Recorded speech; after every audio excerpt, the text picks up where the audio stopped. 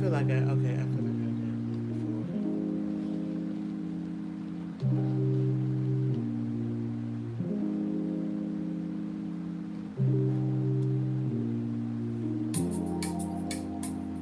Okay, let me see.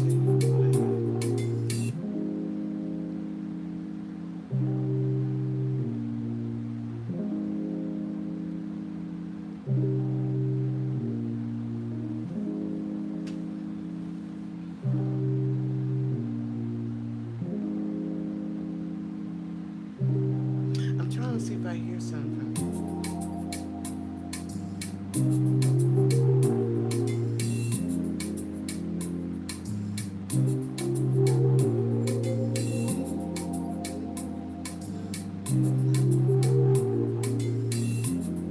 I'm trying to see if I hear something. I'm trying to find me a song to sing to. Let me try another beat. Squarespace's creative tools Oh let my you gosh. design a unique.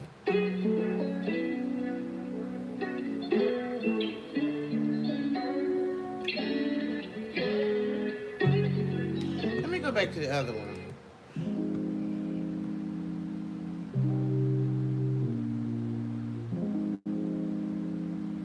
I hear like I'm thinking like well, I don't know why I want to say neon lights. What's going on, Zamir? Hold. Stop the freaking press. Hold the freaking building up. Is that Zamira Israel on my freaking live? What is going on, Miss Zamira? How are you doing? So, I don't know if y'all know Zamir Israel, right? But she is the iconic artist who really first came out with that whole. I ain't gonna say you were the first, but you was the first that I heard that came out with, women wearing their natural hair. I swear. Let me hold up. See, Zamira. Now you're gonna make me go find your music. Stop playing with me, girl. Zamira Israel is one of the artists um, who was a guest on my show, Want to Move Unscripted, and what's going on, sweetheart? How you doing? Um, Thank you. So Zamira Israel is an artist. I'm about to find one of your songs, Zamira. And then I'm gonna talk about this whole situation with these nursing homes. Y'all know I got to talk about it. I got to talk about it. I'm sorry, but we gonna Zamira. I'm about to give you a shout out, Mama City, because you know I love your music. So let me find. It was called the Woolly Hair Anthem, y'all. I can play it, Zamira. Is it okay if I play it? I'm about to play it. I'm about to play it. Here you go. Here you go. Being born again. And this was 7 years ago, y'all. Breaking away. Renewed standard. Hold on. Stop playing with me. What's your definition? You got to give the one who I know. Hold on, let me turn this around. The lighter, the brighter. Y'all got to go look up Zamira. Is it to survive, to keep your job, to keep your man? But it's your wool. Beautiful. Look at all that beautiful hair she does have. Like Zamira, I don't even know how you get your hair to grow that long. Sodium hydroxide to burn it through, killing your roots. She said, killing your roots.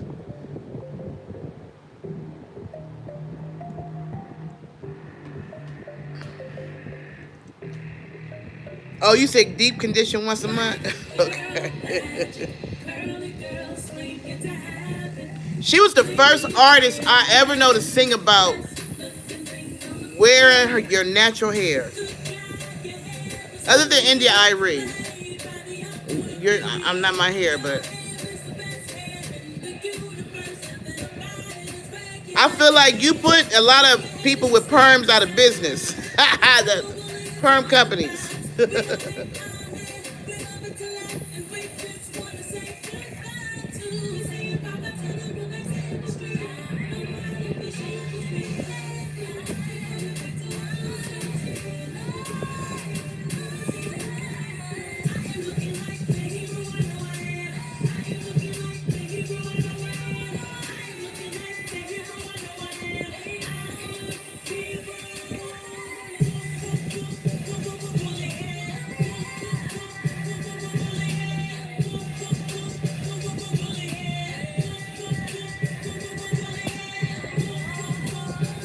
on now.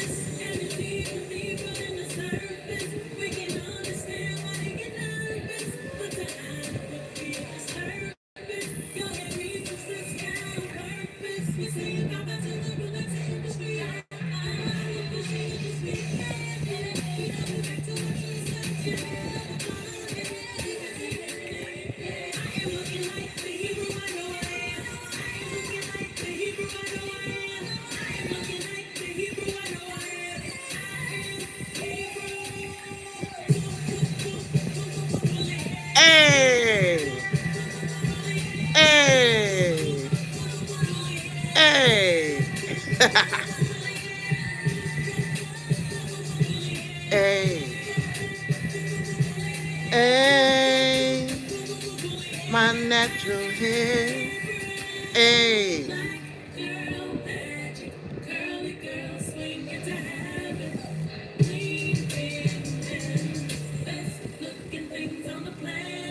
hey.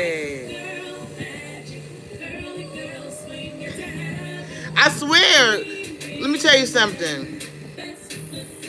When you put that song out, I don't care what nobody says, right? And people might disagree with me, and they might be like, "No, that's not true," and all that kind of stuff. But I feel like it was your music that really started. Because I don't.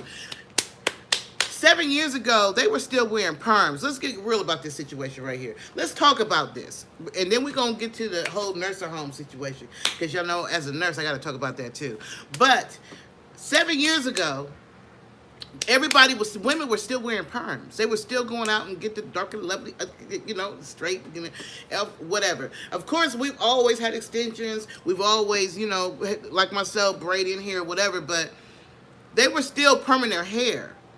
Then you came out with that song. I swear to goodness, because it's 7 years old. I don't know what happened to the original. Oh no, this is it. 273,000 views, y'all. I'm not playing with y'all. It's called Natural Woolly. After that, women slowly but surely, it was like a movement started, and everybody was like, you know what, we gonna wear our natural hair. And at first we got pushback from the men, you know what I'm saying? We got pushback from the men because they was used to the straight look and all that kind of stuff, and they were like, we don't want to see nobody with no afros, and they was giving us the most. But then the women was like, we don't care what y'all think. We don't care. We gonna wear our natural hair anyway. And so women start still wearing their natural hair, and then the men start switching. Now they like, you know what? I want a woman with natural hair. That ain't what you said 7 years ago, but we'll give it to you. We'll let you go ahead and have it. Zamira, you started a movement. I don't care what nobody says. You started a movement. When you came on my show that day, and you talked about, and I started looking up your music, and I started sharing this particular video. I feel like women were still out there with the perms and stuff, but all of a sudden there was a sudden shift.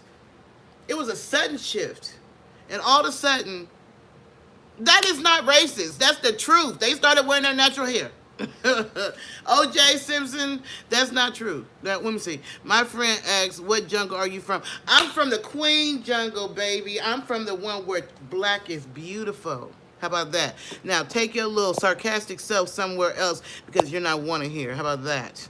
And if you say anything else, you'll be in timeout. I'll put you in timeout with a little hat on your head and put you in a corner like a little kid that you are for coming on and messing up my live when I'm talking about natural hair with Zamira Israel in the freaking building, baby. Don't play with me. I look like a queen, and you look like someone who needs to be in timeout because you haven't learned how to shut your mouth. So let me put you in timeout. All right. We had to put him in timeout, y'all. Because O.J. Simpson, and I don't even know why you're using O.J. Simpson's name, but O.J. Simpson had to go in timeout like a little kid. He had to go somewhere else. I ain't got time for that. What's going on, Sidecast Talks? How you doing? What y'all do to her? Okay, I don't know what you're talking about. But I, he said, bye, Felicia. uh, so anyway, I love your music, and I just want to play another song of yours. Y'all really got to go check out Zamir Israel. She is like, I'll never forget that time, Zamir Israel, that you got on live, and you the one that really started me just freestyling on live. Cause I always freestyle, but you know how you freestyle in your bathroom, you feel freestyle in your bedroom, you be singing, to yourself.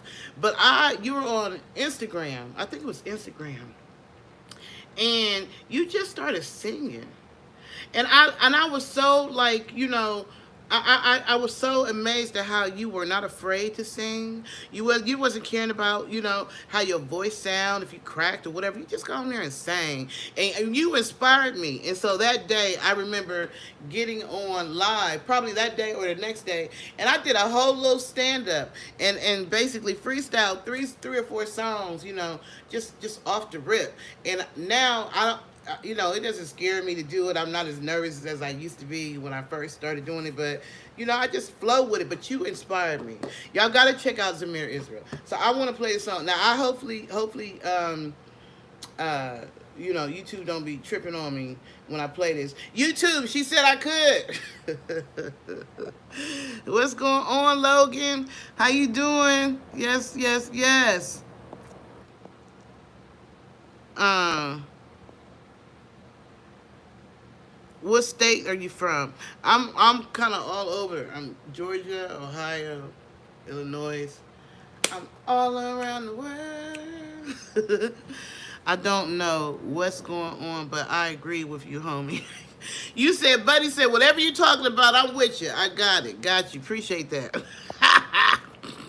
All right, so I want to go to this song. Now, this song features her husband. I still play your music in my car. What's going on, Darlene from Michigan? How you doing? So I got an artist right here because y'all know I have a radio show, a podcast that I do here and there when I'm not playing hooky, and I've been playing hooky for a little bit. But when I'm doing it, it comes on Wednesday. It's called On the Move Unscripted. I haven't, I flipped from being on the on Blog Talk Radio to I've been bringing it to YouTube. For whatever reason, I just been doing my thing. What's going on? Same to you, Miss Darlene. So I got so this song is called Champion. So when I first interviewed Zamir Israel, she brought a new, just her natural beauty, her natural hair, and she just was singing, and I just thought it was beautiful. I think you've been on my show more than one time, if I'm not sure. Oh, I got you. I got you. Forever, forever, forever, forever, ever, ever. So, this song right here. Hold on, I gotta get past this right here. Many other skilled creators. I love this song called Champion. I love this song. I swear to goodness. Zamir, I love this song. Hold on. I love this song.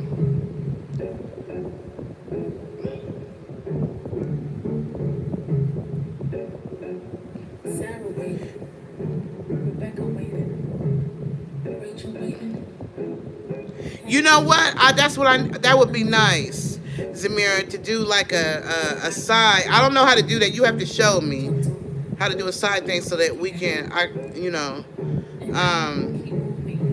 we can do an interview right here on YouTube. I love the song Champion. I still play your song in your music in my car. Hey, hey, hey, hey. The worst way.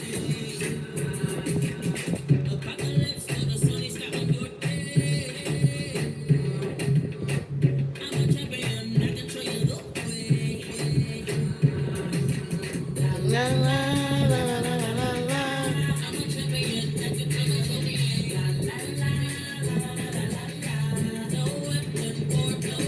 Come on now. No weapon formed against us shall prosper.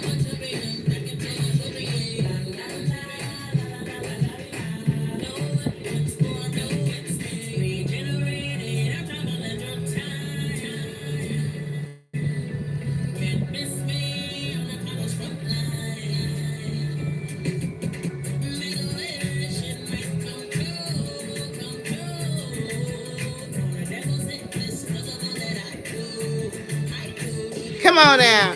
Ah, la la la la la la la la.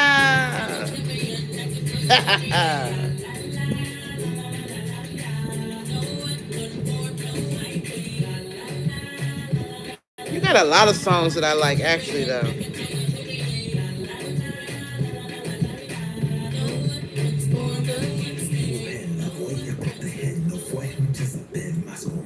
That's her husband.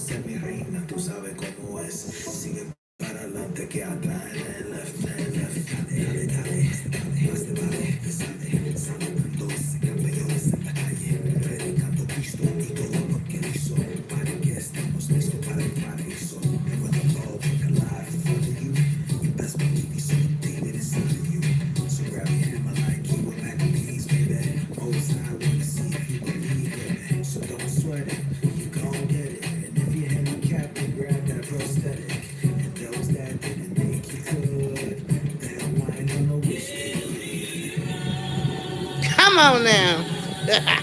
The jungle.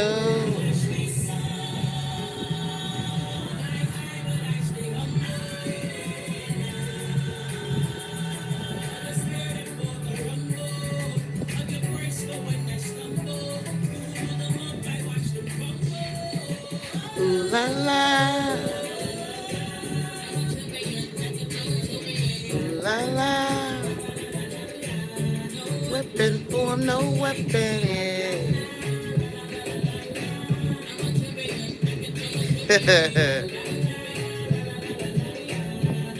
Weapon form, no weapon. I love your music, and I definitely wanted to give you some love today. You know. Oh, you did? All right then. What's going on to all the Zamir Israel champions in the freaking building, baby?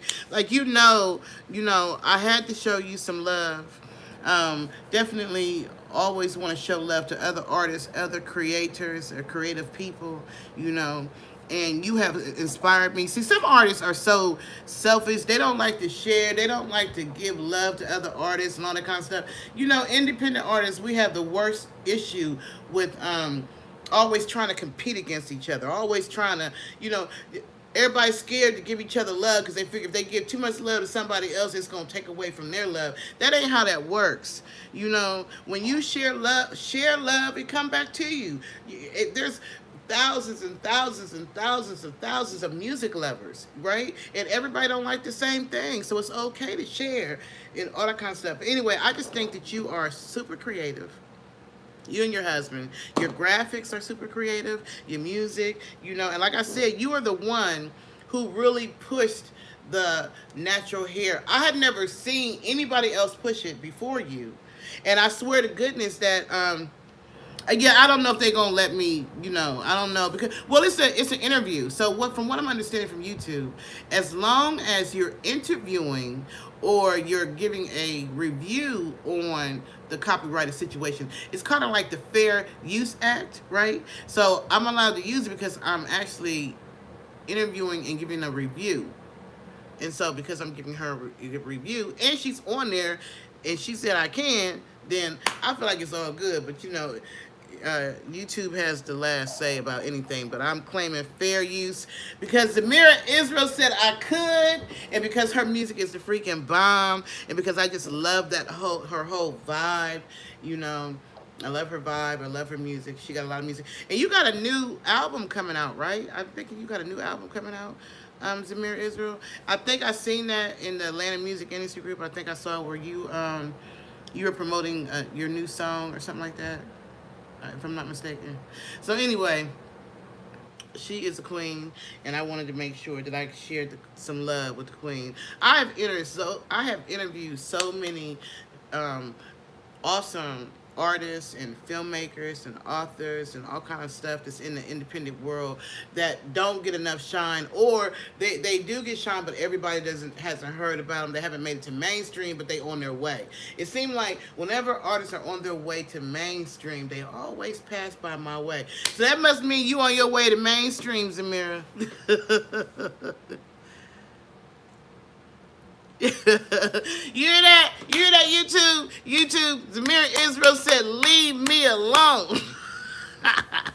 And yes, my album is coming out this month, and I'm nominated for awards.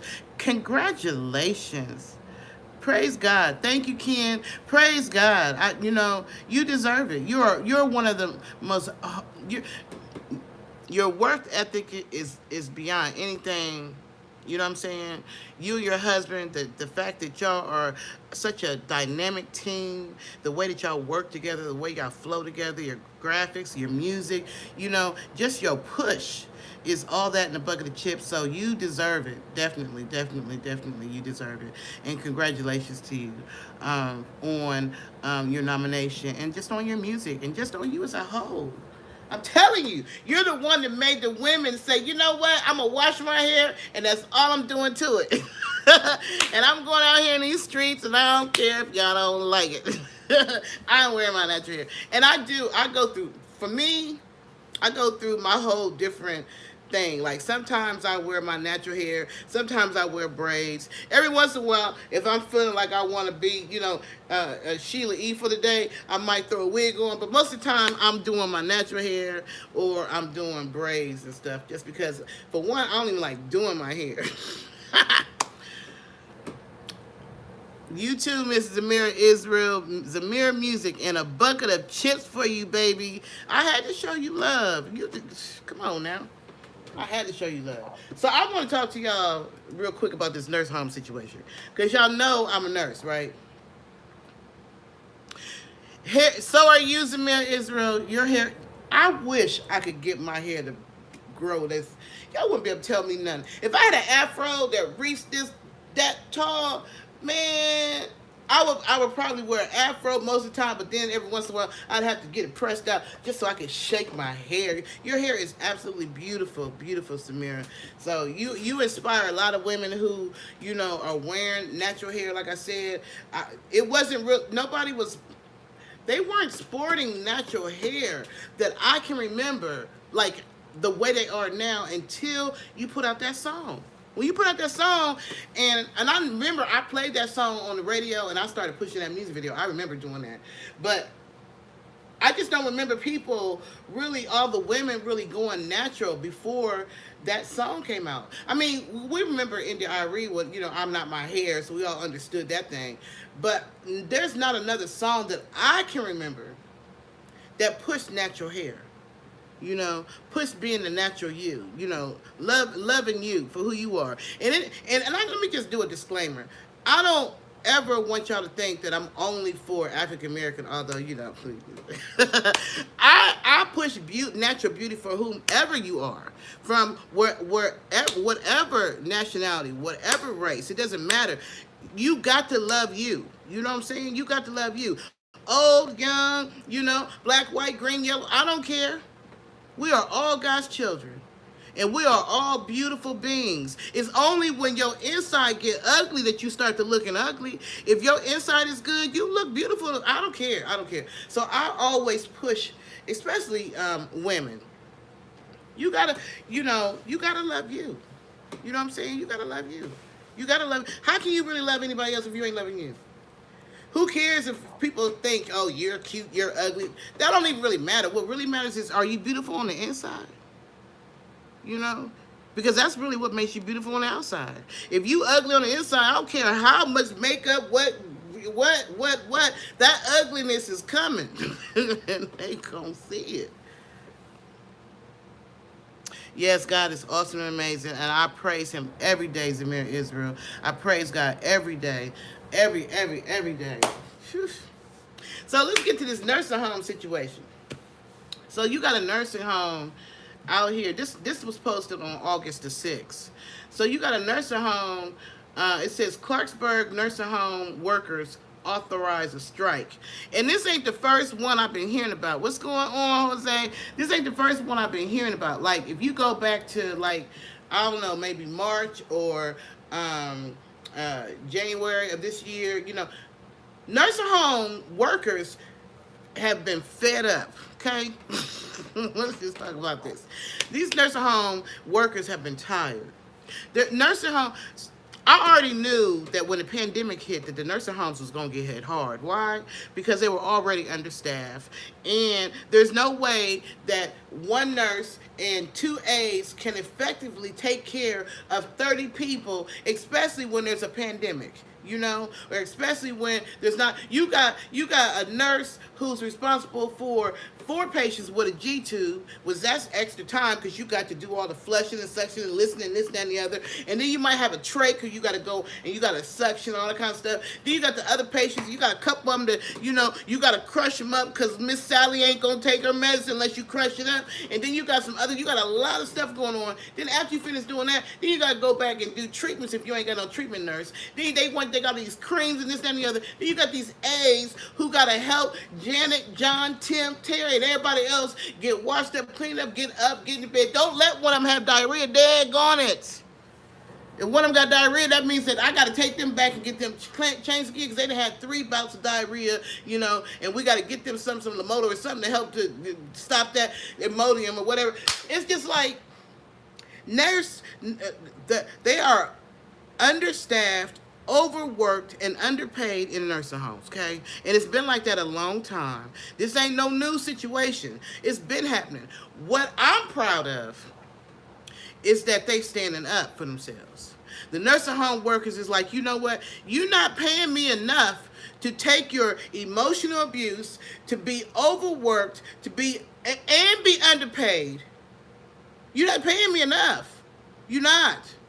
Some of these nursing homes, they still paying, aides $10, $11 an hour. Are you serious? I gotta change your obese grandma and your uncle who like to fight and touch and feel while he fighting and touching while you trying to change him. And then I got the yo-yo family who like to come in and talk smack, but they won't sit down and feed their own mama and daddy. Please. Let me tell you something, as Isaiah Alexander, you got a lot of nursing homes, and if you've never worked in a nursing home, then you don't understand what I'm saying. But these nursing homes are not going on strike, and they haven't been doing strikes for nothing. So we got this one right here, they posted this on August the 6th, and then if I put in nursing home, and you can do it yourself. You can put in nursing home strike and look up and see how many. They had another one. When was this one? This was back in February of this year. Workers announced strike at 7 nursing homes in Twin Cities metro area. That was in February, right? 7 nursing homes, okay? In June of this year, stop playing now. Come on with me. I'm sorry, Miss. Well, then you probably got a good one. You got it. Let me tell you something, Miss or Mr. Isaiah Alexander. You might have a good one, and maybe yours doesn't have where you got one nurse, one LPN taking care of 25, 30 people, and have to pass medications and do dressing changes and all that kind of stuff, and have 3, 4 aides because they calling off because they ain't getting paid enough. So you got 3. You're supposed to have 4, or you're supposed to have 5 aides. Then you're down to 4.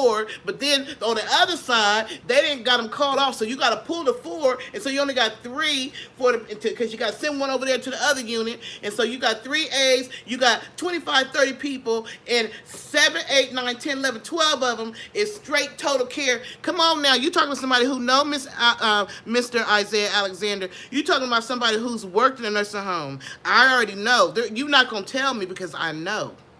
I understand you're a director of a nursing home, but let's be real about the situation. They're understaffed. During COVID, there were a lot of nursing home patients that passed away. In fact, in New York, if I'm not mistaken, that was one of their big problems because they had a lot of nursing home patients that passed away. They didn't even get to have a funeral for them. They just had to dump their bodies in a freaking unnamed grave, and the families had to look at it on TV. I mean, on the computer or whatever. The families wasn't even, because the COVID got so bad, they couldn't even go in there and see their people.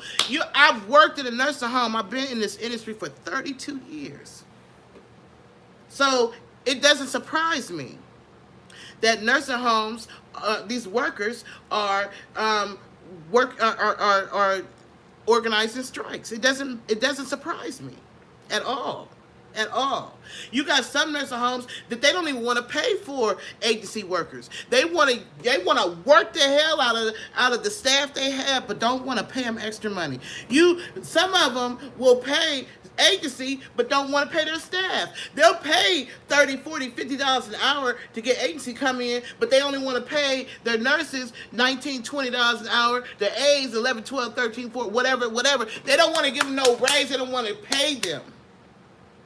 And because they don't want to pay them, people don't want to work there. And so because they don't want to work there, they're understaffed. You gonna tell me? I don't care.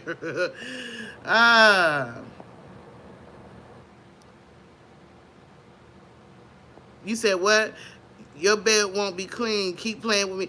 Listen, let me tell you something. I'm just going by what's on here. I'm just going by what is on the internet. So let's see here. On February 20th, workers, it said it was a one-day strike, seven Twin Cities nursing homes over pay and staffing. You don't believe me? Look it up. Start Tribune. I'm not saying nothing that's not on the news. In New York, there was union workers reached an agreement, so they worked out something with them, but they was about to go on strike. I'm just keeping it real. You got June 6th, you got nursing home workers may strike again if deal not met. This is in New York. Come on now. I'm just saying, employees of Armstrong County Nursing Home unanimously vote to authorize a strike. This was a month ago. You don't believe me? Look it up. Isaiah Alexander, I'm not working in no nursing home right now. I'm not working in no nursing, period. So your threats don't mean nothing to me. I'm just letting you know that it is what it is. There's a shortage in nursing homes, and they're not paying the nursing home workers enough, and they getting tired. They getting tired. They getting tired of being mistreated. You know, they getting tired.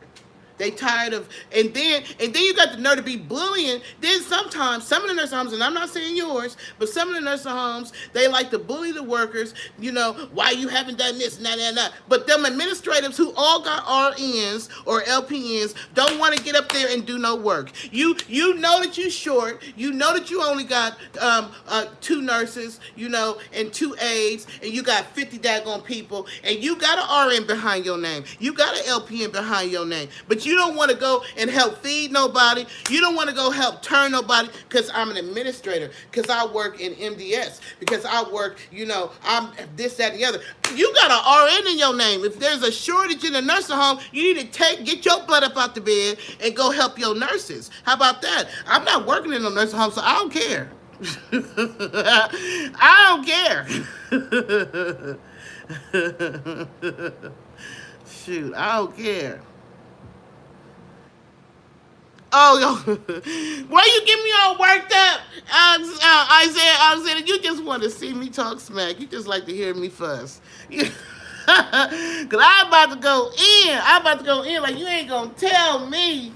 Please. I'm not even, it doesn't surprise me. It doesn't surprise me. The most underpaid, but the most important is the CNA. Let's get real about it. Let's get real about it. Because without your CNA, first of all, your CNA is the first one that's going to tell the nurses and everybody what's going on with that patient. If that patient has breakdown on their butt or whatever, the one that's always got to change their butt is going to be the first ones to recognize it. The one that always got to do that one-on-one, wipe their face, brush their teeth, all that kind of stuff, they're going to be the first ones to notice, you know what, Miss Janet ain't eating today. You know, she ain't looking right. She ain't responding like she normally do. The CNAs are the most important. Without them, would nobody in that daggone facility get changed? They'd all be sitting around in feces, wet, hungry, nasty, but they get paid the least. They get paid the least. And then the next one is the nurses. The nurses, they think the nurses is superheroes. They want you to pass medication to 30, 40, 50 people. They want you to do, you got all so much different stuff you supposed to be responsible for. Okay, so I got to get an IV going for room 225. I got 3 flushes. I got G tube. They want them to be flushed 3 times a day, and I got to start the feed. I got to do a bolus feed over here. That means that I gotta literally take this 3 cans and slowly feed this G2 patient because they can't take nothing by mouth. I got 2 of them. I gotta do change a Foley down here. Not only that, but I got 3 rounds of medication that I got to do in the 8-hour shift. I got to do the 8 a.m. med pass. I got to do the one at 12, and I got a couple at 2. Oh, come on now. Overworking them. And them RNs. Don't give me. So there, I had probably one of the best RNs as a supervisor that I've ever had in my 32 years of nursing in my last job, because she would help. You hear me? I don't care if an admission came in. She wasn't looking to find out what nurse she could stick it on. She would start working it out, and she would let you know, listen, I'm going to take care of this admission because I know you swamped. You know what I'm saying? Or if she knew it was like a new patient came in, they was sick, and there was a lot going on or whatever, she would help. Most of these RNs lazier than a mug. They won't help. They'll sit there. The job before I had that one, I didn't even go say the name of the company because I ain't gonna do them like that. But they didn't use their unit managers effectively. You got all these you got all this documentation, all this paperwork, all this stuff that you want the LPN to do. On top of that, you got 3 med changes. 3 med passes. On top of that, you got all the dresser changes on this one and this one and this one. Or they got it. You might have a treatment nurse, but if the treatment come off, you still got to do what they want you to do. Then I got to suction this person over here, and then this one right here got an IV. I got a flat. You got all this stuff, and the unit managers their only job was to audit. What? I got a whole catastrophe that just happened. I got 2 patients down there who want to fight each other, and I got a family member up here who cussing everybody out, and then I got this dementia patient over here who keeps slapping this other patient, and then I got this other one over here who's throwing up, and all you want to do, unit manager with an LPN or RN behind your name, all you want to do is audit to see if I put the T next to the R on my paperwork. You better stop playing with me. That's why they going on strike. And I'm proud of them. I couldn't, it was,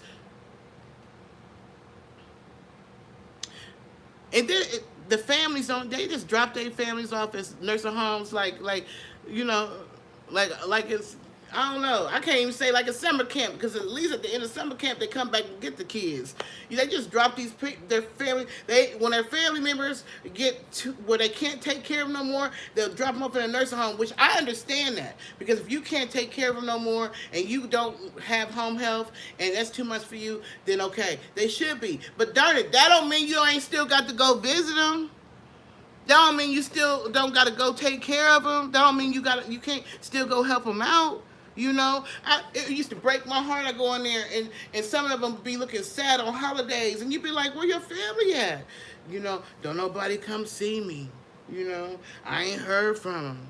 I had one, he would always want to speak to his brother. We could never get his brother on the phone. We'd be leaving messages on the answer machine for his brother and everything. And the brother would never call back. He would never come see his brother that he had in that nursing home.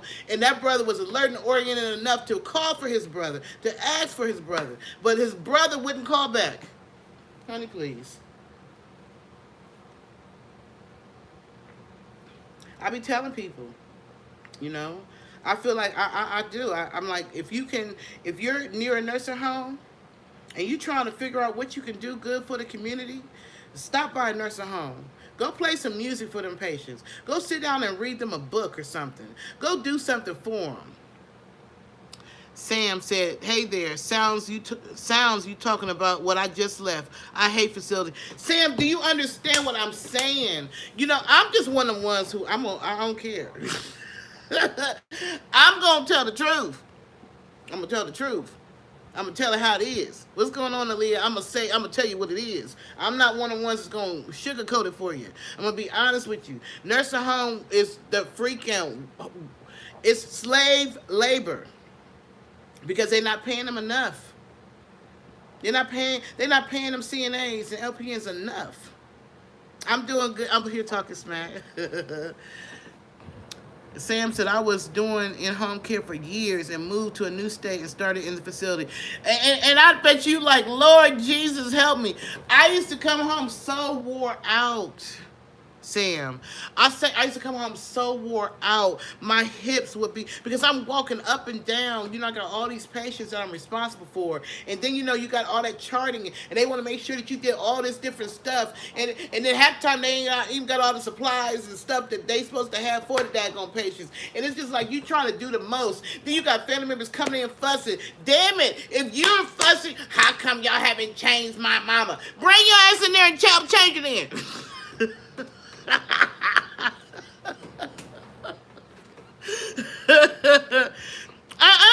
Sam, try 16-hour shifts. I work in 16-hour shifts on Saturdays and Sundays.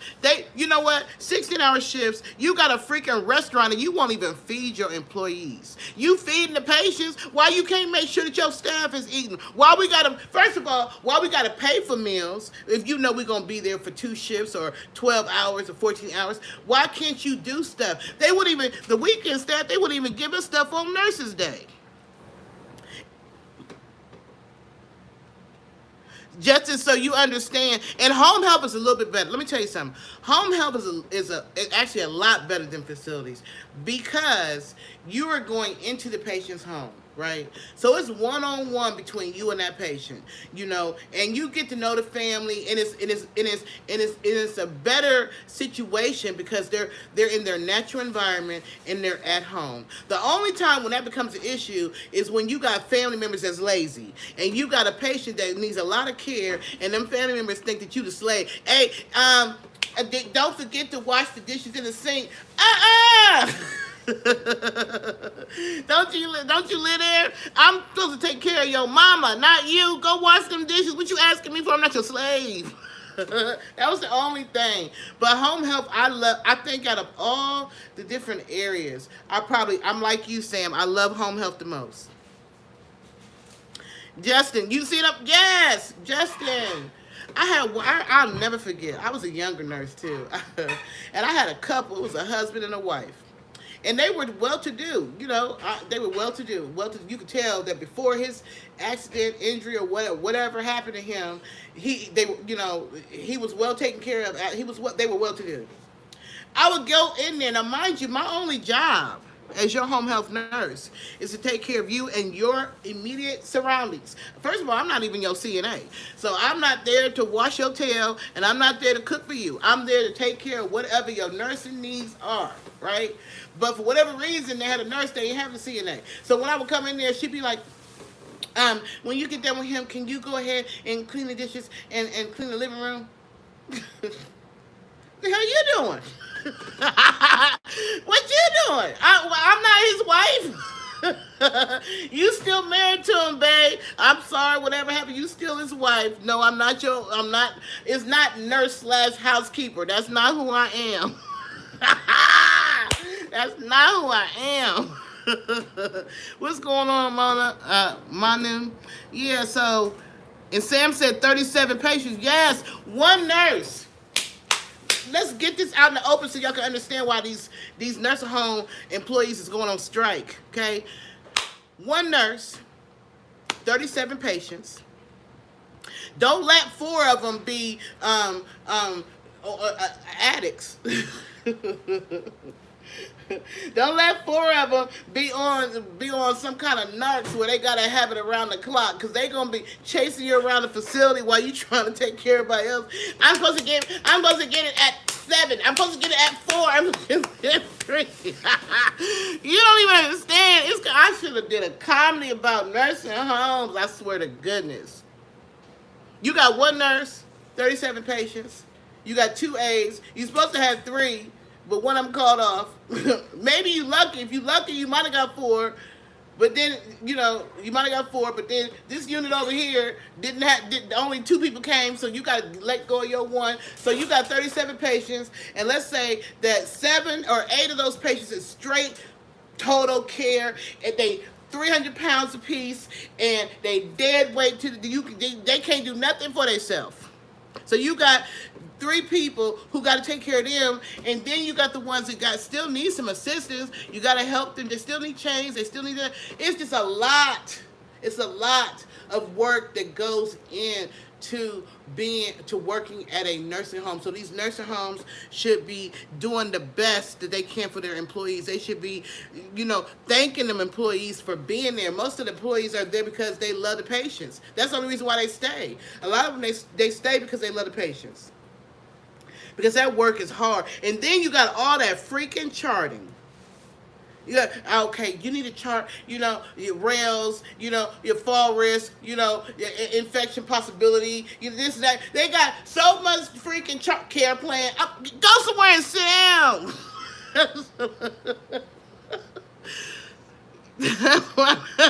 Snap, that's why they sick of it. Oh my gosh. Let me see.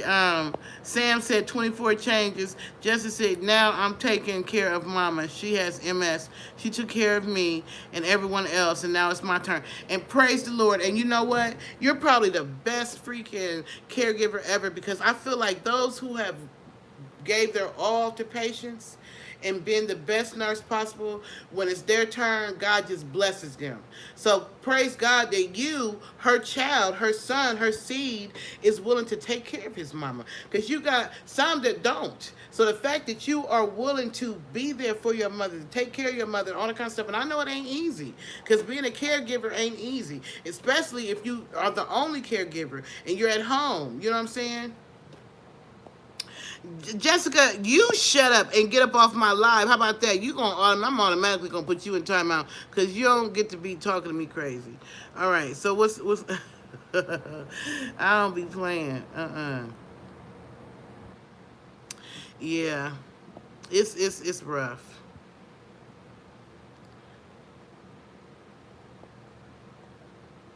Who you telling, Sam? Them damn Hoyer lifts. This needs to be a 2-person Hoyer lift. Okay. Well, I've still got half the. So, this is where the RNs used to get on my nerves, Sam. This is where they used to irritate the slop out of me. You already know we short. You already know we ain't got enough workers. And then you'll be like, we need weights, and we need this, and we need that. You know that person that you ask for a weight, first of all, I got to use a Hoyer to put them on the scale because they heavy, whatever. You see I'm bogged down, and I'm behind my med pass because I got 15 damn diabetics, and I need active checks on everybody, and all this kind of stuff. Why you can't go do it? You can't go help. Them RNs and administration act like they couldn't help do nothing. Mm.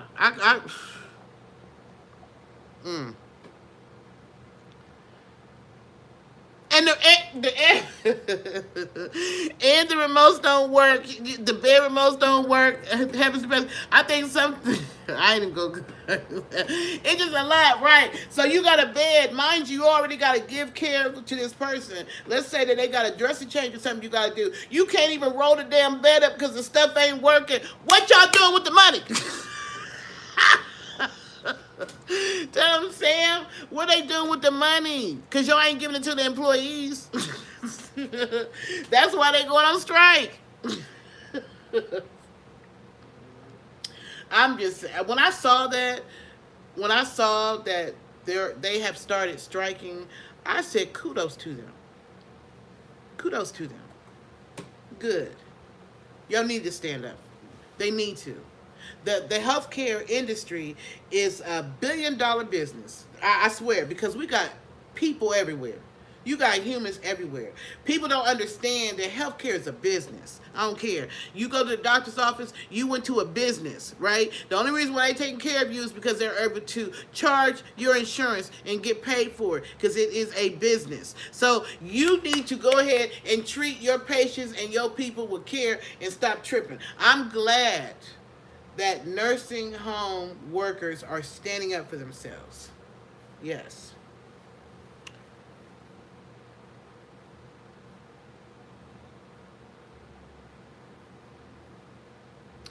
Justin said, I've had grandmas. Hold on. Justin said, I've had grandmas die in nursing homes, most of them employees there for a paycheck, not for love. We need to love one another. That is true. That is true, Justin. You do got people in the nursing field that they only there for the money. That's the truth. That's the honest to good. You get some. I used to have to check them. I used to have to check them when I felt like they was talking too recklessly to the patients. No, who you talking to like that? You ask him, can you please turn? You just be like, turn over. Who you talking to? Like I had to check them because I never used to like that. You can't be mean, abusive, or nothing to no patients around me because if it's too much, I'm writing you up, okay? Because I don't play them kind of games. I used to get into it with them. It's hot as snot outside. Your air conditioning ain't working right. So I need all the aides to be passing ice and water at least 2 times a shift. These CNAs, some of them, you'd have to damn near beat them down.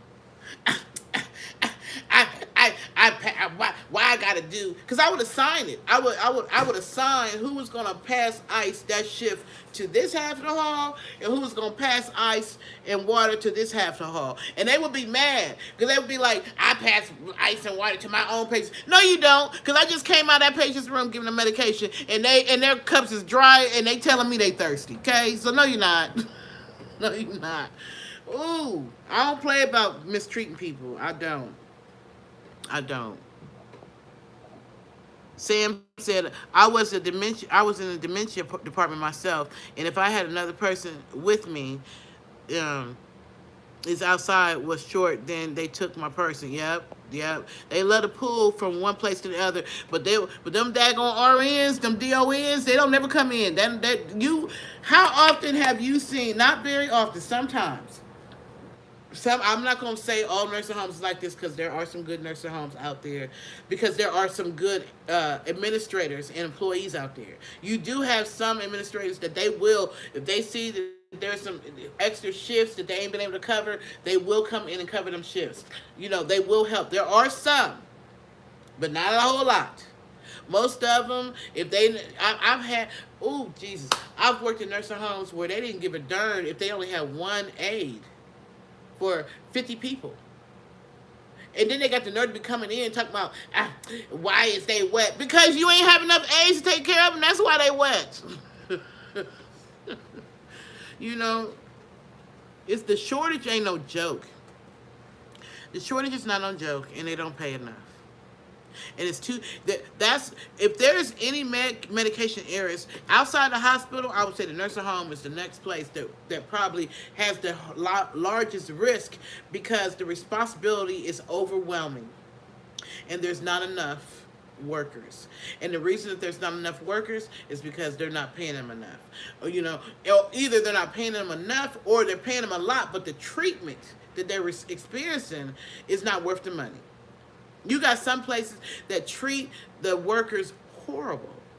I swear to goodness, treat them like they ain't nothing. Like they didn't just came off the prison yard and they just didn't. And this is their their extra work, or they just doing this for just so they can pass some time or something. Like the way that they treat the workers, they don't feed them. They don't. It's just horrible. It's horrible.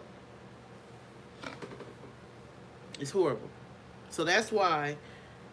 And you probably gonna hear more of them. Those few, because all it takes is a few to start standing up, and then soon, all across the country they're gonna start standing up. Then what y'all gonna do?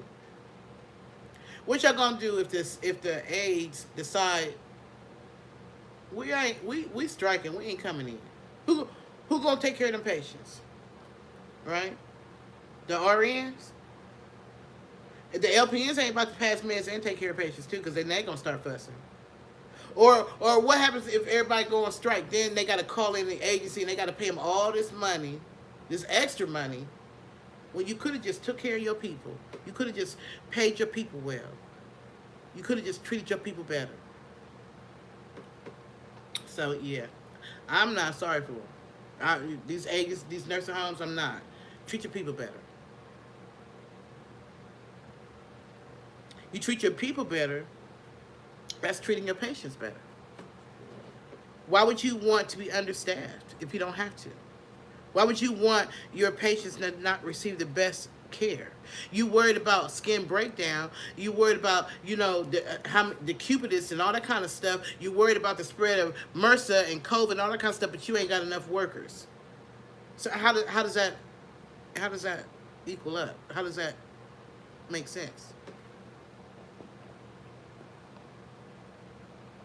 You welcome, Jason. You know what? I just had when I saw it when Justin and Sam, and I'm so glad that I had people who are in the healthcare industry or were in the healthcare industry that can back me up about what I'm saying. But when I saw that, and I saw that they were talking about going on strike, I'm not. I had to talk about it because I'm not surprised. I just came from a nursing home. I just came from working nursing home work. Been a nurse for 32 years, so it doesn't surprise me. People standing up, and they standing up. It looked like it's spreading because this right here was talking about it in in New York. And then over here, and this was in March of 2024. And then you got another one. Wait a minute, where's this one at? This one is where is that? Let me see where this one is. What state is this one? Close. Let me see. They didn't name it. I ain't gonna call out the names of the different nursing homes. I ain't gonna do y'all like that. But I'm just trying to see where. Pennsylvania. Okay, so this one is in Pennsylvania. Is that Pennsylvania? Let me see where this nursing home is.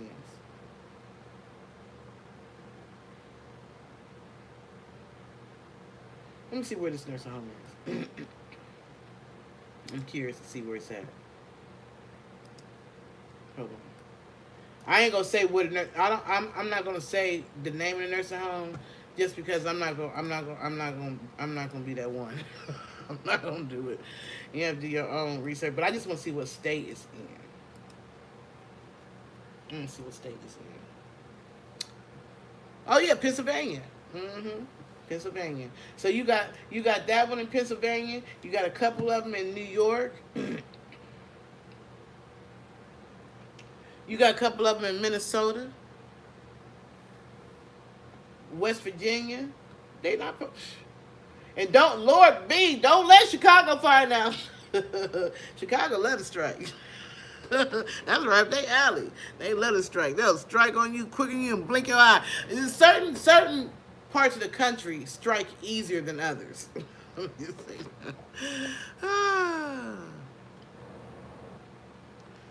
me see. Live Skincare said my older sister was diagnosed with cancer, but before the doctor said that she wasn't, and she got really bad and almost died, and the doctor didn't even care to check again.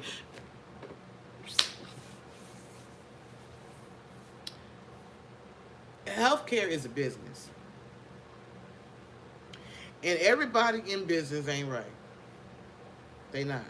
Everybody's not in it because they just love patients and they want to take care of patients and they want the best for the patients.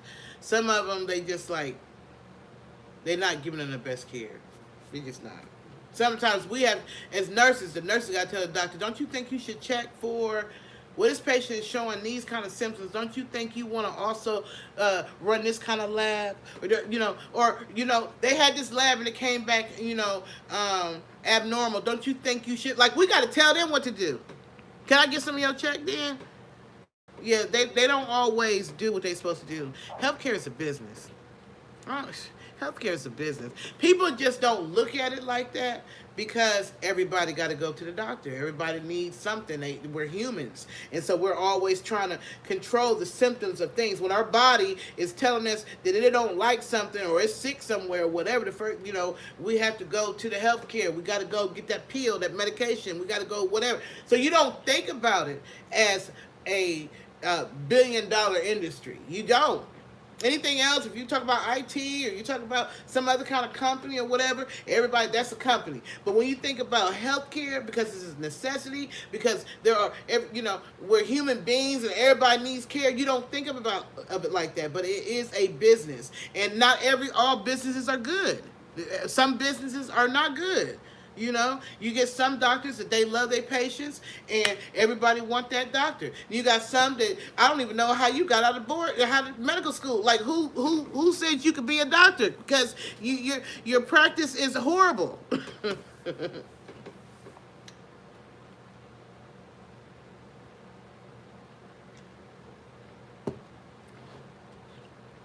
I'm proud of the nursing home people. I'm proud of them. That's right. I am. I'm proud of y'all for standing up. The last job that I worked before the last job. Because my nerves can't take it but so long. I swear to goodness. I be trying to hang in there with nursing homes. I really do, because I have love for the elderly. But out of all the different types of healthcare, nursing home is the hardest to me. It's the hardest.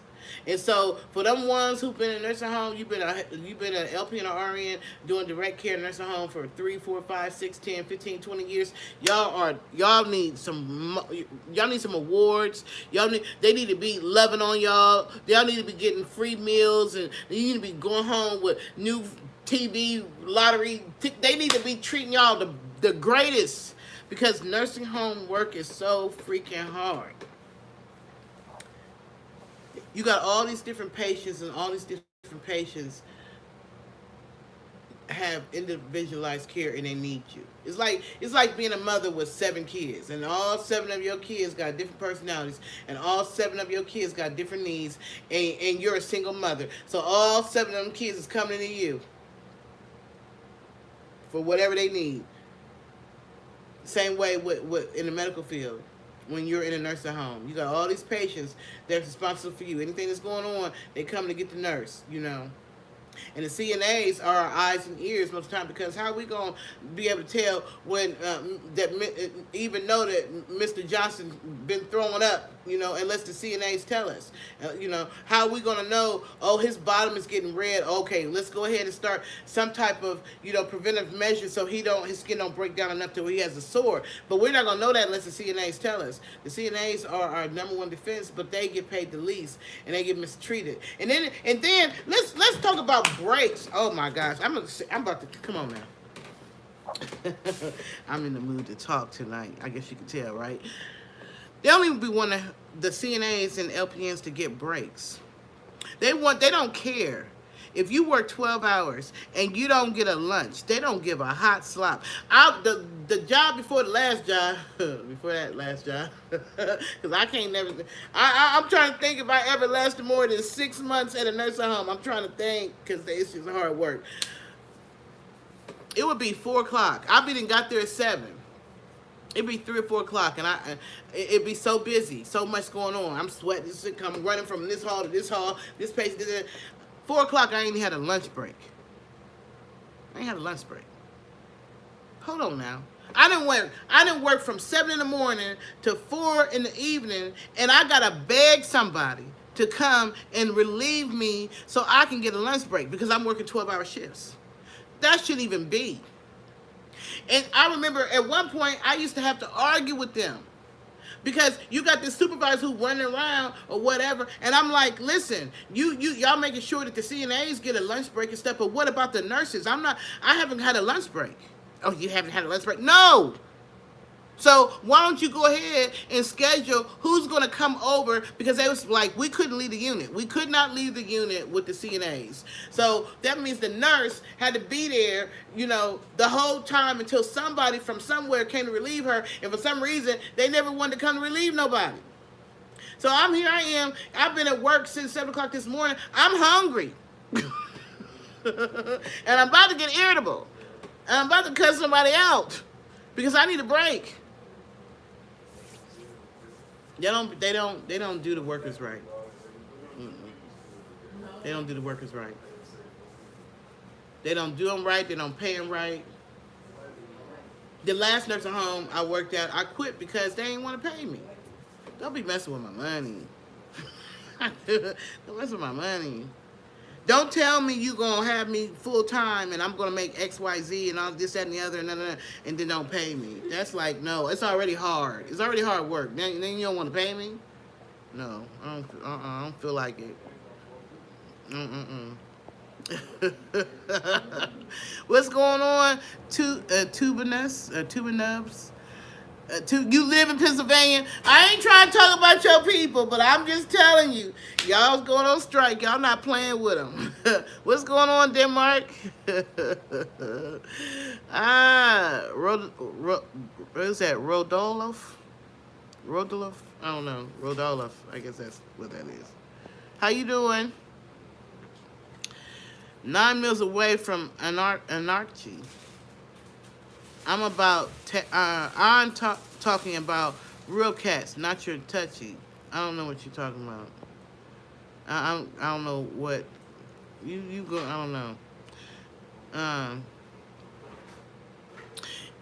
Thank Justin. First of all, I appreciate that. I knew, in all honesty, I've always been a caring type, and I was in a medevac unit in the military, and that's what even brought me to the medical field. When I knew I wasn't going to stay in, I had to figure out how I was going to take care of this child. And I was in a medevac unit where I was like dispatcher for the life flight. You know, the pilots that when there's a bad accident or a patient has to be transferred from one hospital to another, and the pilots, you know, I was the dispatcher between the pilots and the hospital. You know, I had to let them know who was coming in and the condition and what they had to get ready for this patient or whatever, who was being life flighted in. That was my job. So it was when I was getting out, I decided to go ahead and get into the medical field. And I'm a people person. I've always been a people person. But I knew 18 months in that it wasn't what I wanted to do my whole life. It wasn't. But that God had other plans, you know. And so and they don't pay enough, but they was paying more than other places. So it was just like, how do you get away from a job that's all you've ever known how to do, and it pays you what it pays you, you know. Sometimes it's hard to break away from that. And so I struggled, you know. I'm at an age now where I'm just like, you know what? I'm going to take a step of faith, and it's going to have to be what it is. And we're going to have to pray to the Lord. And I got a whole bunch of other gifts and skills and business stuff. I got to figure this out. And I got a very supportive partner. And I have people, God is sending people to, you know, to sow seeds and help me with my plan of going out. In fact, I want to talk about that too.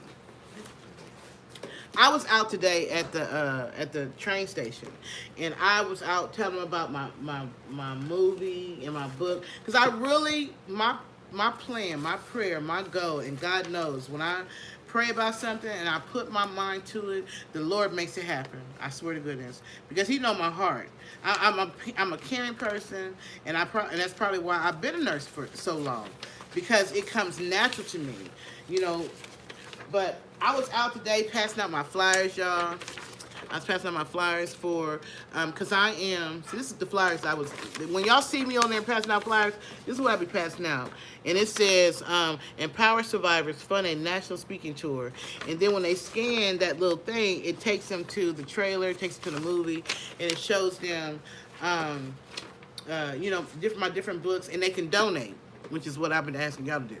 And so the goal is to get enough money where I can get enough books, and I can go and get venues, and I can sit and really talk to people, encourage people, inspire people. You know, for those who are in abusive relationships, I can let them know, listen, there is safety in domestic violence shelters. You know, you don't have to stay at home with that crazy person. There is a place for you and your children to find safety that person won't never find where you are. Or if you're a survivor of domestic violence, you've gotten out, but you're still angry. You gotta let that anger go. You know, and that my goal is to teach people, to talk to people about letting go of that anger. You know, nobody is saying that you don't have a right to be angry, but the true healing comes in forgiveness. You know what I'm saying? So being able to talk about that, and then how to get over, traumatic issues from our past, which is why a lot of us smoke, right? And I am 18 days clean. I don't care. And I know you're probably like, well, you 18 days clean. How you gonna tell somebody else? I can tell somebody else because I'm 18 days clean. Y'all, I'm 18 days clean. I have not smoked a cigarette in 18 days. And I don't have no patches on. You know what I'm saying? It was a prayer. I prayed and I asked God, please help me. Help me. And but it's not like I just cold turkey. It wasn't like that. It's like I had enough starts and stops, and over time, like I would be like, you know what, this month, between 7 a.m. and 7 p.m. I'm fasting. I'm not smoking, or I don't know what they call it, but I don't know if they call it fasting or some consecrate. I don't know what they call it, but I was like, from 7 a.m. to 7 p.m. I'm not smoking. Or I might say from 7 to 12 I'm not smoking, or from 5 to 11 I'm not smoking. Like, I would limit myself so that I could get used to not smoking during those periods of time. And then when that time was up, I'd run and go get me a cigarette. But it was helping me build my endurance. So in each time, and even though I fell back, each time I feel like myself getting stronger and stronger. Yesterday would have been a day. I've had a few days over these last 18 days that I swear to goodness, if I'd have had a cigarette, that cigarette would have got smoked. But God did not. He kept me strong. And I'm 18 days. 18 days. Or 18 days or 17 days, no, 18 days in a wake up. And that's how we used to talk about in the military. So if you go to my page, right, I'm about to show you this. Because I'm definitely asking for everyone to help me. And I'm not shy about asking. I don't care. I don't care. So this right here, if you see oh, that's me. I'm still alive. Okay, so if you see my page, and you see right up here, right, if you click on this right here, like that, then you can go and you'll see the trailer right here. And then if and it actually shows, right? And then you'll see where you can donate, and if you click on here, it'll take you down to the movie, and it'll show you books that I've written and all that kind of stuff. So I'm asking for y'all to help me by donating. Yes, I am trying to raise $15,000. That's my prayer, my goal. God said ask, but I don't care what you give. You can give $1, $2, $5. I don't care. All I ask is that you leave a comment or something. So I believe that God is going to bless me, and I am just like I didn't have the money to make this movie, and God made it happen. People helped me. So I believe that God is going to bless me where I'm going to be able to get enough money to do this speaking tour. I want to go out and talk to people, and I need help. I need y'all to help me. So can you please donate? I don't care what it is. $1. And I'm not asking a lot. I'm like, I don't care if it's $1. I don't care if it's $5. I don't care if it's $10. I don't care. All I'm asking is donate. Help me, because a lot of women, let me say this to you. Fatal Attraction been on a long time. Snap been on a long time. There's too many people that are still getting killed in these abusive relationships, and they need to know that there is safety in nursing homes. There's safety in domestic violence shelters. There's places that they can go. You get them kids, you get them shot records, you get those things, your ID, whatever. You wait till that person go to sleep, and you roll up out. And sometimes these domestic violence relationships are not always male and female. Sometimes it's same-sex stuff. Men go through it too. Please don't think men is not out here getting abused. There's men who's getting abused too. There's men who, is a lot going on. So I'm asking for the community to help me. I actually have, so this book is, and I did good today. I actually have, I think I got like 3 or 4 people who wanted a copy of this book, right?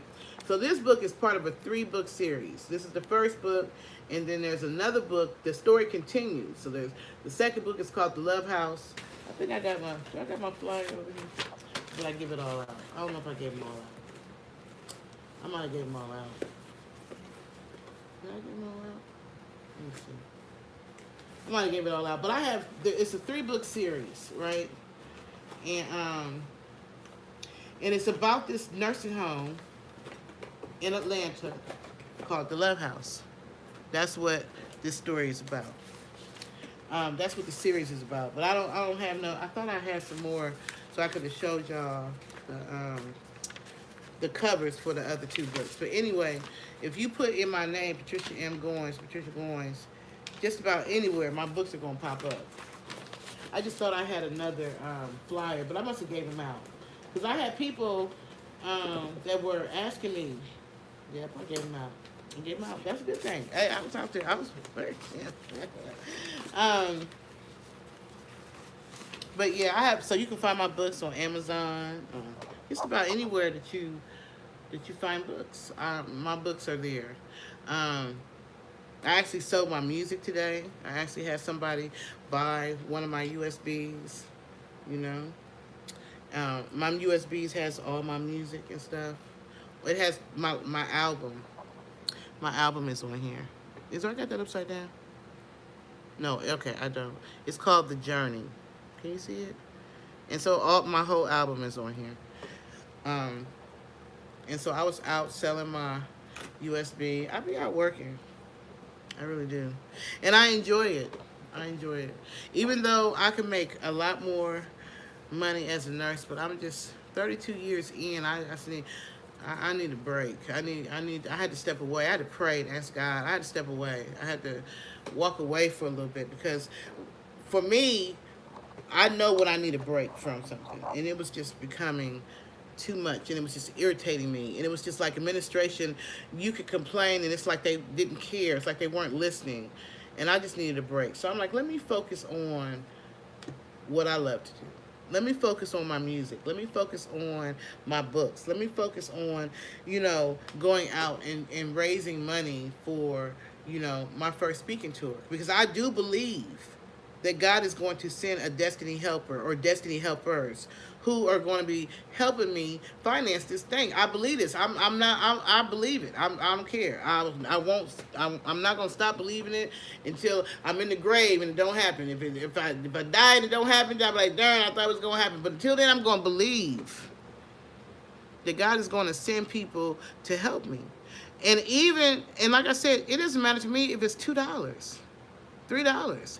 If I can get 1,000 people to give me $3, heavens to Betsy, that's enough to buy books. That's enough for me to get some venues. Like, I'm just asking for help. So I figure I'm not going to be afraid to ask. I'm going to ask. God said, ask and you shall receive. Seeking you shall find. Knock and the door will be open. So I'm going to do that. Because I believe that there are going to be some people who are not going to be selfish. And they're going to be like, you know what? I'll go ahead and give $2. Or you know what? I'll go ahead and give $5. Or you know what? I'll go ahead and give $10. Or you know what? I'm going to bless her. I'm going to give her $1,000. You know what? I'm going to go ahead and give her $1,500. Like, I believe that. I believe that God will do that. I just got to ask. And just trust him. So that's what I'm doing. I don't care. I don't care. I'm not giving in. I'm not giving in. I'm going to continue to trust him. So, I just want to come up here tonight and talk, y'all. I wasn't sleepy. I still ain't sleepy. I don't even know what the heck. I'm not sleepy. But I just wanted to talk. First and foremost, I wanted to talk about this whole nursing home thing. That's really what I wanted to talk about. But then I saw Zamir Israel on there, and I wanted to show her some love because she's a phenomenal artist, and I wanted to give her that love. And then I just want to talk about my fundraising efforts. So let me see. Pray for our country. When you say our country, are you talking about? William, I take $3.27. I don't care. All I ask is leave a comment. I don't care. Make a donation and leave a comment. That's what I ask. Leave a comment. Or if you are someone who's an artist or a filmmaker or whatever, leave a comment and tell us what you do. I don't care. Anything. It's the heart posture. It's the fact that you were willing to help somebody, or help somebody with their dream. I feel like, in this season when we are blessing to others, God gonna bless us, So it's not about the amount. Yeah, I would love for somebody to come and be like, you know what? Here go 15,000. Boom! I would love that. But if that's not the case, hey, I'll take. If I could get 1,000 people to say, here's $2, I'll be happy for that. If I could get 1,500 people say, here's $5, I'll be happy for that. I'm not asking a lot. I'm not asking for 1 million. But if you want to give me 1 million, I'll take it. But I'm just saying, I'm just asking for help. I'm just asking to donate. I'm just asking me. I want to do this tour, so I'm going to be talking about it. I am. I'm going to be talking about it. And you ain't got to be in America to donate either. Let me tell you that. The donation is from everywhere, wherever you are. Sarah, what country are you in? Are you in America? Because I know we need prayer in America. Or what country are you in? You said pray for your country. I pray for your country wherever you are. What's going on? Is that Prasangi? Prasangi. How you doing? I like the little dancing thing with jiggers. D-Mark, beware that around week 2 to 4, a low period can come emotionally. If you are prepared for this, it's easier. Be aware that around 2 to 4 week 2 to 4. Oh, you must be talking about the Mercury retrograde period. Yeah, I feel you. And this is abuser free since 2011. Praise God, Lily. Abuser free since 2011. You got out of there. You got out of there. Good night, Justin. Praise the Lord. Survivor here, cigarette free since 2007. Hey, that's what's up. Praise the Lord, Lily. I was in the Army, Justin. Please explain again what is going on. So, D-Mark, I was talking about the nursing homes. A lot of the nursing homes, they're starting to go on strike. They starting to go on strike. They starting to be like, you know what, we ain't doing this. We ain't doing this. You're going to pay us right. We up here slave driving, taking care of your family, disabled, elderly, parents, aunts, uncles, cousins, and stuff. And when they not treating us right, they not paying us right. And then y'all coming in, when y'all do come in and check on them, y'all want to come fuss at us. And we already overworked and underpaid. And then y'all want to come fussing because y'all felt like y'all didn't like the shirt we put on Aunt Betsy. Hey! People, they starting to go on strike. D-Mark, that's what I was talking about. They tired. They're frustrated. They're irritated. They don't want to, they don't want this no more. They tired. Treat us right. Pay us right. Right. Justin said black, white, brown, yellow. Doesn't matter. If you believe in Christ, country, family, we need to stand up. We really do. We really do. We really do.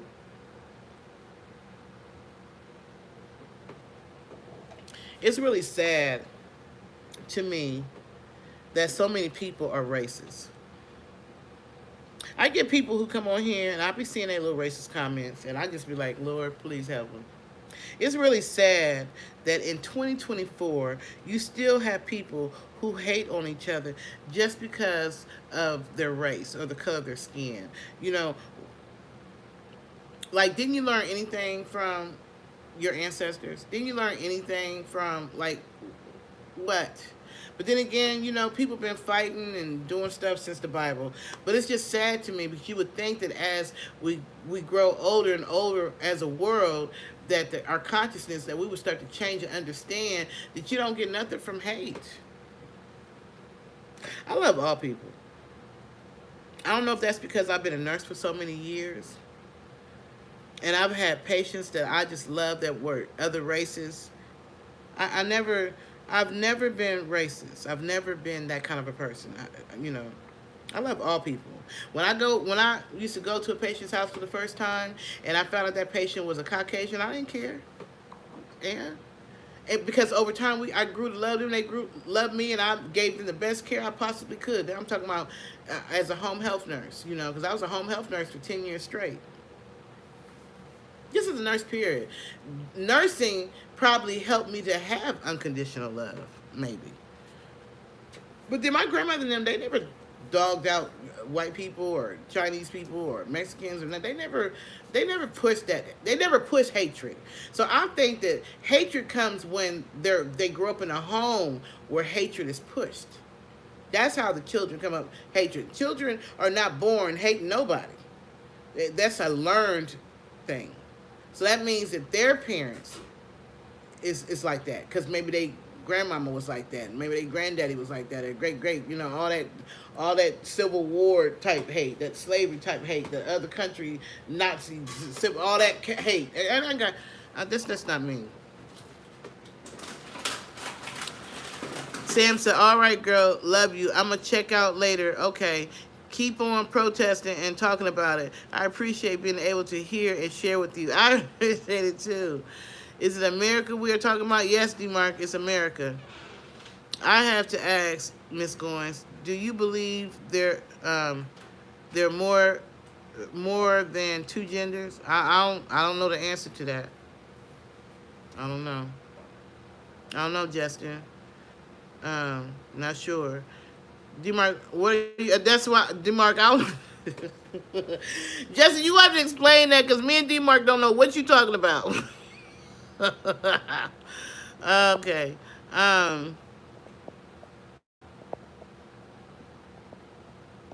Okay. Anybody else say, no kind of hate is best? Right. It should not matter. No kind of hate. Period. I don't, that's another thing. I don't judge people who are transgender. I don't judge people who are bisexual. I don't, that's not my job to tell you what's right or wrong about you and who you love and what you do. That's not my job. That's between you and God. My job is to love you unconditionally for who you are. My job is not to judge you about what you do, how you do it. That's not my job. I could care less, Just because that's not my thing don't mean I judge you because that's your thing. My job is to love you unconditionally. And what you do and whatever, all that's between you and God. Ain't got nothing to do with me. So I don't push hate on nobody. I don't understand why people, why do you even get a kick out of hating on anybody anyway? Like, what are you getting from that? I don't do hate. That's why when people come on here and they start talking hate and stuff, I just kick them right on out. We don't. Okay, Lalita, that's what I'm trying to get. I'm trying to get $1 donation to my GoFundMe. Is you trying to ask me, do I want you to donate $1 to my GoFundMe for my national book tour? Is that what you asking me? No, we had enough hate. We've had enough hate. And in our history, hate has never led anywhere except destruction. That's the only place that hate has ever led. Hate doesn't, you don't gain anything from hate. There's no gain. There are no winners when there's hatred involved. There's no winners to me. I just don't see. We should love each other unconditionally. Thank God that we all different. It would be a boring country if we all looked the same, had the same color, same thoughts, same personality, all that kind of stuff. It would be a boring country. I'm glad we different. Hey, Lalita, very good. Good morning. Okay, so you must be in another country because it's morning to you. What time is it? Oh, it is morning now. It's 12:25 a.m. I've been on here since 12:25 a.m. Okay, so let me find this song. I wanted this. This is what I was trying to do. I was trying to find a song. Hold on, y'all. I gotta end this night with a song. Maybe I need to think of something. Let me see. Let me see what I can come up with, y'all.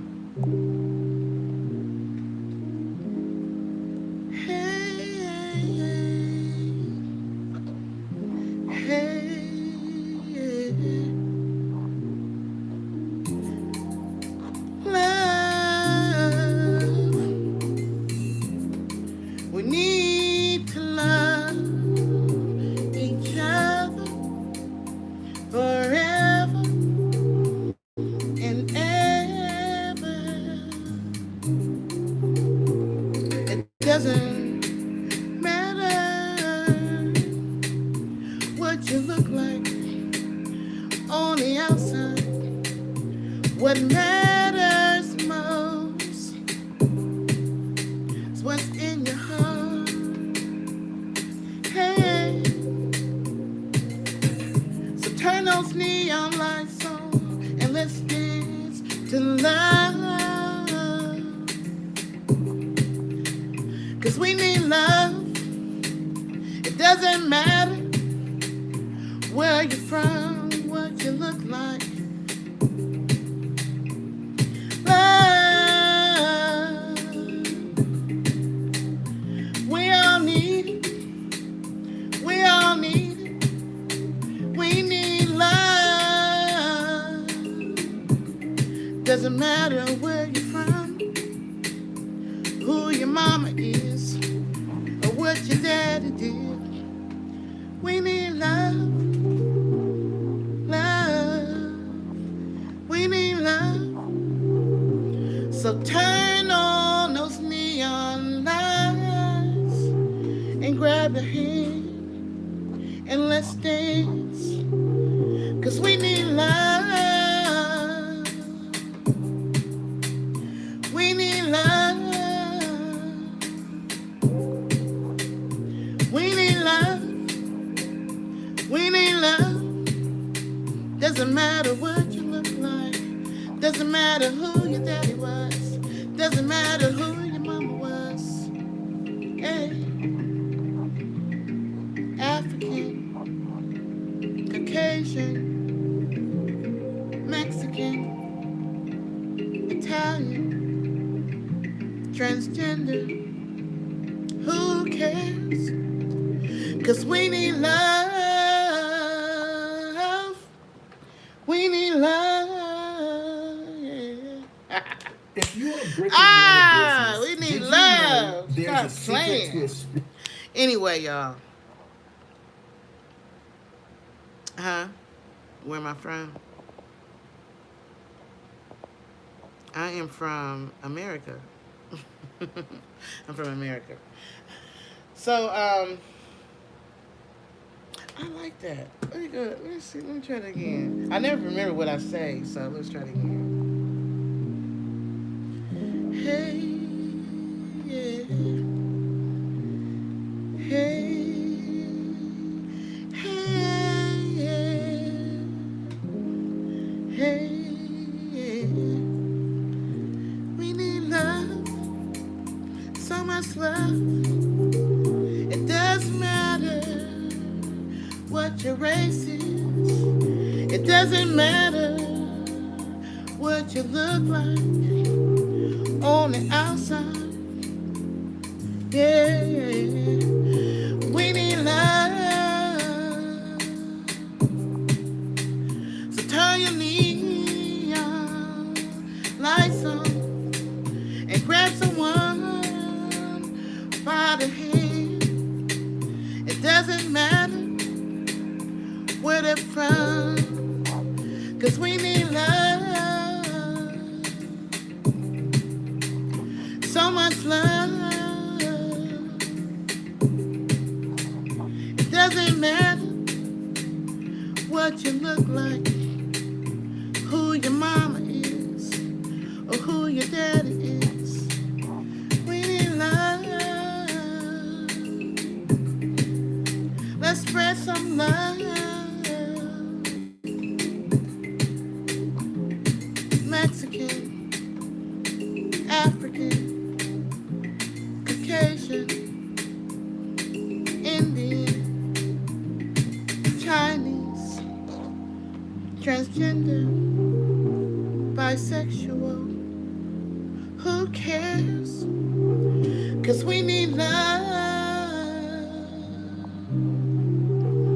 So much love. So turn your neon lights on and grab somebody by the hand and let's dance to love. Let's dance to love. 'Cause we need love. So much love. We need love. So much love. doesn't matter what you look like on the outside. It's what's inside that counts. 'Cause we need love. I like that. That was fun. Anyway, y'all. I've been up here. I couldn't go to sleep. I would. And you would think I would be asleep because I was up all day, out and about and everything. But I haven't been asleep. But it is 12:31 a.m. and I have been on here for 95 minutes. Good grief almighty. So it's time for me to go to bed. Peace and love, y'all. Please donate to my speaking GoFundMe, please. Thank you. How do you pronounce that? Is it Prasgani? Or Prasgani? My sweet, my heart madam. Thank you very much. Peace and love, y'all. And until next time, I am 18 days in a wake up, y'all. No cigarettes. No cigarettes. Yay. No cigarettes. Hey. I think I'm gonna leave out with one of my songs. Which one should I do? A lot of people like Whatever Happened. So maybe I'll do Whatever Happened. A lot of people like that song. Let's see. This is my song, Whatever Happened, y'all. Somebody tell me whatever happened. What happened to me? Somebody tell me. Somebody send out an SOS. Actually, that album is out already. Whatever happened to music? Like Marvin Gaye, or a Little Prince, or some jealousy. Whatever happened to a little minute large, and a little outcast, and a little boogies? Whatever happened there to the music? Somebody send out an SOS. I appreciate y'all for stopping by. Conte, must be a reason. Music is dying, so I'm speaking. We used to sing about love and the struggles we face just because. And when we felt down, it would give the people hope. You listen to a song and remember every note. Forget the 3 minutes, cause the band be on one. If it touch your soul, you can bet it be a long one. That music, it takes you back. Let's do it. Bring that back, Cause we need it, Lord, I receive it. So salute the backdrop, some curves flow with my ears. Music got a way to go, and I hear. What's going on? Thank you. We taking so much talent, but it just get wasted. Cause good music equals no place, no ownership equals no say. Stop Killing in the music, okay? What happened to the music today? Whatever happened to the music? Come on, y'all. Hey! Send out an SOS. Hey! Whatever happened to music? Do you remember that good old music? Whatever happened? Thank you, Raynella. Somebody help us. Somebody send out an SOS. I think the S was supposed to be like that. Yeah, I have, music is my thing. Like, if somebody would have asked me, out of all the things that you've done, movies and books and music, what do you love most? It would have to be music. Because music does something to my soul. Music, like, when I'm stressed, it's music that calms me. It's music that soothes my spirit. Is music. This is another one of my songs, y'all. I love music.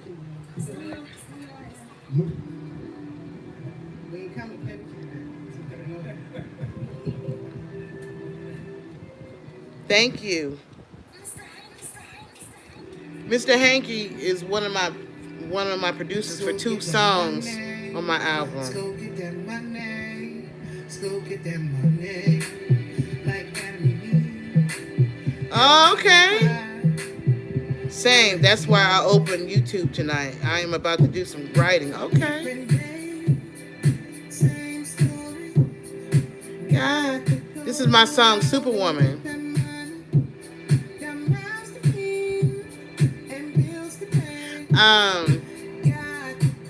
Raynella said, what genre would you classify yourself as? So, I do different music. That's the thing about my album, The Journey, this one I was telling you about that I'm selling via USB. I'm always promoting y'all. But there's jazz on there. There's inspirational on there. There's hip hop on there. So if I had to classify myself, it would probably be R&B, I guess. But I do, for me it's the beat. I don't know. It's the beat. Go out and get that money. The beat is what brings it out for me.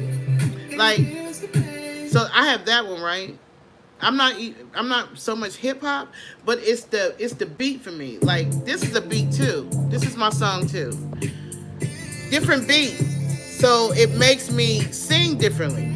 And then my son, he loves to put that what they call it, that thing that whatever they do to your voice or whatever. Let's skate, rock and roll. Skate, rock and roll. Renella said, agreed. I write to the beat a lot. Yeah, because that's really how I come up with my music. Is because I freestyle to the beat.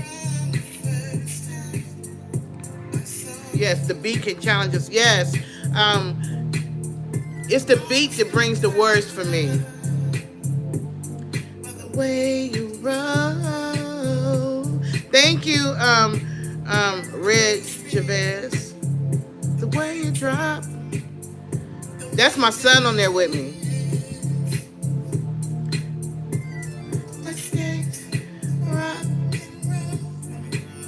Thank you. So, on this particular song, it's more hip-hop-ish, right? But then, if you go to my one of my other songs, like at times like this, it's a different. It's a different sound. So, with a different sound, it causes me to sing differently. So it's the beat for me.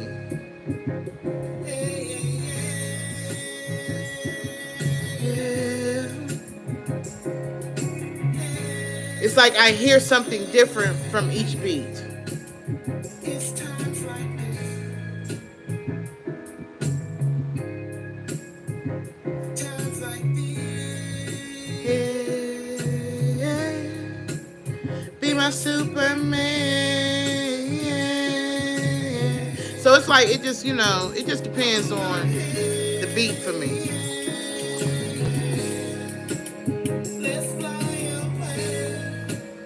What's going on, Miss Sierra? In times like this. So, are you asking me, are you asking me, is it okay for you to donate $10 to my fundraiser? Yes, it is fine. Thank you. In times like this. Tomorrow owes you nothing, baby. So live your life today.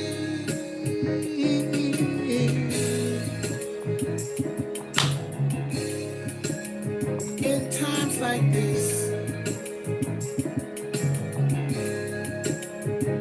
Times like these. Times like these.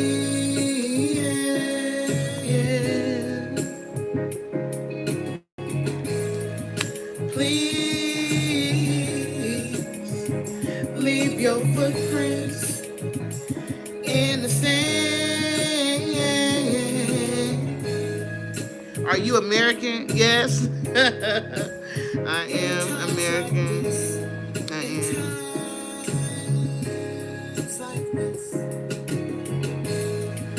For so very long, we've had our eye on the prize. Sometimes we didn't think we'd make it through, Jesus. But times like this remind us why we have this skin to share with you in times like this. I just love music. I love music. Music is my thing. Oh, greetings from Texas. Texas in the building, baby. Am I glowing? Oh, snap, real. You know, I had somebody else tell me that. Somebody was like, Patricia, why it look like you always glowing in your videos? I don't know if it's because I got a big forehead and the light just be blinging off. I don't know what it is, but or maybe I'm just feeling good. And what I feel on the inside is just coming out. I feel I'm in a, right now. I can't speak for tomorrow, but right now I'm feeling peaceful because today I woke up and I was just like, you know what? I'm not about to allow anything to steal my joy. In fact, I'm going to speak to all storms, any situations in my life, because God said I have dominion and power, and I have the ability to speak to a storm, and it must obey. If I say cease, it must cease. If I say money cometh, then money got to start flowing. If I say, whatever I command, because God said we have dominion and power. We can speak things into existence. That's why I tell you to watch what you say, because you can bring in some negativity in your life by what you speak, or you can speak blessing to your life. What do you want to see? Everything starts with a thought in your mind, but as soon as it comes out your mouth, as soon as you release it out your mouth, you begin to manifest it. Because we got dominion and power. So I woke up on that energy today, and I've been like that all day long. So if I'm glowing and I look like I'm glowing because the light in me is coming out, and I'm feeling good. I can't even go to sleep. I should be in bed. I should be asleep. The light is lit. I feel, I don't know. I just feel like I'm not going to complain about what I don't have, how things aren't, or whatever. I'm just going to trust God, and I'm going to take each day one day at a time, because that's all that's promised to us anyway. One day at a time. K's and L's, okay, I appreciate that. I just, one day at a time, that's all we can do. One day at a time, walk one day at a time, trust God, one day at a time. We can't do nothing about what happened yesterday. If we did something bad yesterday, all we can do is ask for forgiveness and forgive ourselves, and then keep on moving, trusting God for whatever He blesses us with today, and hoping that we're forming a better tomorrow, a good future, if a future is even promised to us. Because tomorrow ain't promised to us, so if we get it tomorrow, that is the extra blessing. But we should enjoy today. We should make memories today. Leave your footprints in the sand today. What's going on? Poland in the freaking building, baby. Oh, I appreciate that. Right now, I appreciate that. That makes me feel really, really good. And that makes me feel good. I appreciate that. I really do. Thank you, Sierra. You know what? I'm at a place where I'm just trying to let God use me in whatever way He wants, whatever way he deems, whatever He wants. I'm in that phase of my life, like whatever God says, however He wants to use me. Yeah. I like this little video, y'all, that I did. So this is I used one of my songs to go with this little video right here, and I like this. It's on my shorts. I like that. All around the world. I like this. That is so cute to me. Jersey. I like that. That comes from one of my songs. Let me go. This is one of my favorite songs. I swear to goodness, this song is one of my favorite songs. Because it embraces the world, like everybody in the world. Across the Google Career Certificate. So this is I love this song right here. Hold on, I like this song. I got a lot of music on YouTube, y'all. This is my album. Do you wanna go with me, baby, all around the world?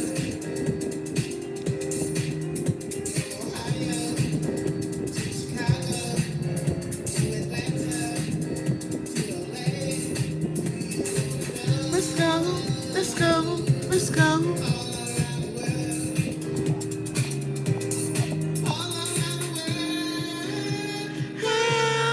All around the world. Do you wanna go all around the world?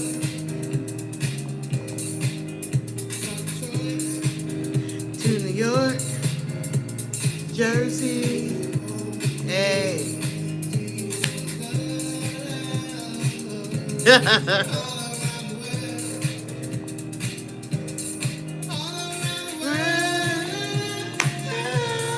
All around the world.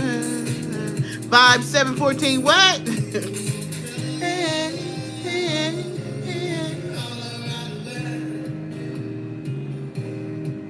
From Argentina to Mexico to France.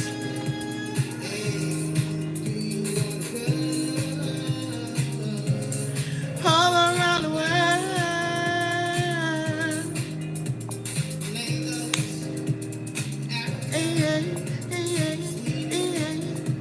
Hey. All around the world.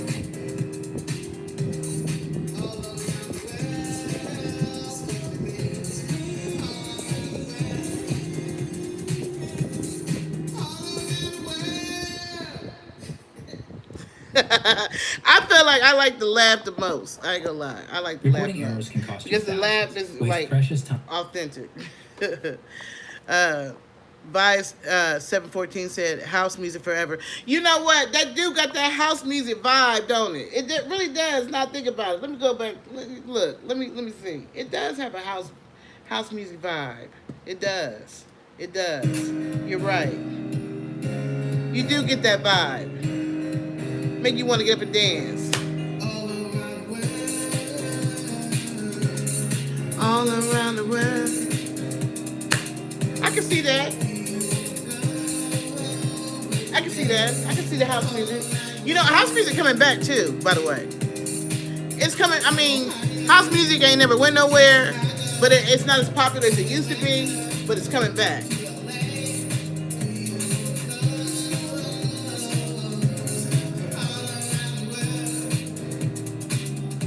My son said it's a happy song.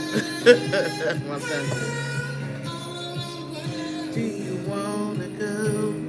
Do you wanna go? All around the world. Yeah, I like it. I can see that. I can see that. I can see that. I can see that. I can see that being a house song. I could. I just love music. I'm a music lover. I could listen to music all day long and never get tired. In fact, when I was young, I used to sit when music videos first came out. I used to just sit for hours and just watch music videos and sing. Like I love music. Ever since I was a little girl, love music. So anyway, I'm about to go. I'm about to call it a night. I just wanted to come and talk about this nursing home situation and just spread some love because I'm not sleepy. Because I ain't been sleepy. Peace and love to y'all. And until next time, thank you for showing up, showing out. Appreciate y'all. Thank you for sharing. See, Lalita said, please donate $1 to my fund. Peace and love, y'all.